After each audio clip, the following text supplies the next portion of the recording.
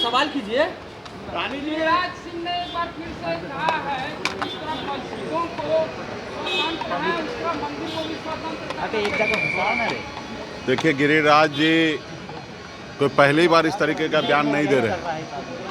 गिरिराज जी जैसे और भी बहुत सारे नेता हैं, खास करके भाजपा के पास, वो भाईचारा को और आपस में सद्भाव रहे इसको मानते नहीं हैं। हमेशा वो नफरत की राजनीति कर रहे हैं। आज की तारीख में चुनाव का समय है। चुनाव में जनता का बात रखे और अलूल जुलूल बयान देने के लिए तो 365 दिन बाकी है।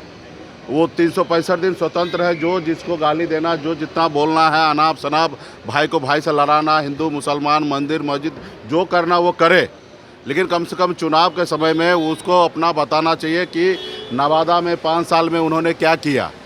अभी आप बेगूसराय गए, वहाँ पे 5 साल आगे आपको जनता चुनेंगे तो आप क्या कीजिएगा। तो ये रिपोर्ट देना चाहिए। आपके देश के प्रधानमंत्री जी 10 साल रहे हैं। 10 साल में उन्होंने जो जो वादा किया सीना ठोक कर, भाइयों बहनों भाइयों बहनों भाइयों बहनों, तो भाइयों बहनों को बताइए कि भाई आपने क्या किया और कहाँ आप सफल हुए।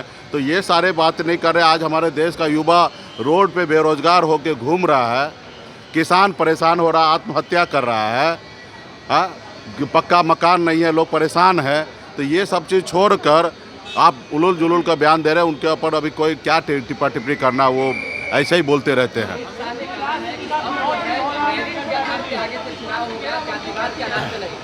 निश्चित तौर पे उन्होंने जो कहा है वही तो हम लोग लड़ाई लड़ रहे हैं कि वो आरक्षण ख़त्म करना चाह रहा है। वो नहीं चाहता है कि आरक्षण मिले लोगों को, गरीब पिछड़ा को, जो बहुत पीछे रह गया उसको आरक्षण मिले। वो इसलिए वो हमेशा चाह रहा है कि मेरिट पे चीज़ें हो। तो यही तो हम लोग जो कह रहे हैं, अभी वो घुमा के कह रहे हैं, लेकिन इंडप दे जाके उनका इच्छा क्या है, आरक्षण समाप्त करना।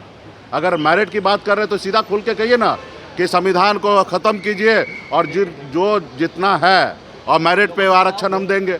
आप तो वो नहीं कह रहे, आप मेरिट पे जाति, भाई जाति हमारी पहचान है। हर जाति का अपना एक पहचान है। सब अपने जाति में ही रहता, अपने जाति के परिवार के साथ रहता है। अपने बच्चे बेटी या बेटा को शादी उसी जाति से करते हैं। जाति हमारी पहचान है। रहा कि मेरिट की बात है तो आप खुल के आइए मैदान में, आप भैया कहिए मेरिट पे, उस पर चर्चा कीजिए। आप आरक्षण ख़त्म करना चाहते ये मुझे पता है।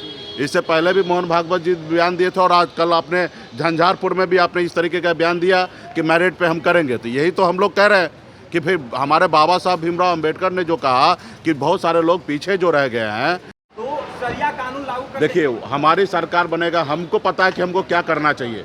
वो हमारे मुंह में न डाले। उनको क्या करना चाहिए वो अपनी बात करे। हमको क्या करना चाहिए, हमारा देश कैसे आगे बढ़ेगा, देश कैसे भाईचारा के साथ रहेगा, हम वो काम करेंगे। उनके कहने से थोड़े काम करेंगे। हम उनको जो कह रहे हैं कि 20 करोड़ युवा को नौकरी देने के लिए, वो दे तो नहीं रहे। तो हमको हमारी सरकार बनने के बाद हमको क्या करना चाहिए और देश को जोड़ के रखने के लिए जो उचित होगा वो सब काम हम करेंगे। उनके कहने से कोई काम नहीं करना। कर्नाटक में ओबीसी का आरक्षण छीन करके कांग्रेस ने कर्नाटक में ओबीसी का आरक्षण छीनकर मुसलमानों को दे दिया। प्रधानमंत्री ने कहा कि आप लोग भी वही कर रहे हैं। वो गलत बयान दे रहे हैं। वो ऐसा कुछ नहीं है।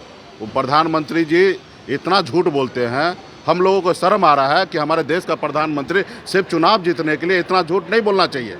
उनको पहले तो वो बताना चाहिए कि जो उन्होंने वादा किया उसके ऊपर काम करना चाहिए। राज्य सरकार जिनके पास, जो अभी उनके पास देश का प्रधानमंत्री है, उनको लग रहा है गलत है तो बदल देना चाहिए। कल उन्होंने झंझारपुर में कहा मंडल कमीशन को रोक के रखने वाला। भैया 10 साल से आप ताली बजा रहे थे क्या? 10 साल से आप सरकार में थे, क्यों नहीं मंडल कमीशन को आपने लागू कर दिया? काका कालकल का रिपोर्ट क्यों नहीं लागू कर दिया? आप 10 साल से क्या हिजड़ा बन के ताली बजा रहे थे क्या? तो ये सारे चीज़ें झूठ बोल रहे हैं। ये लोग गलत तरीके से बयानबाजी कर रहे हैं और बेवजह से जो उनको कहना चाहिए वो नहीं कर रहे हैं।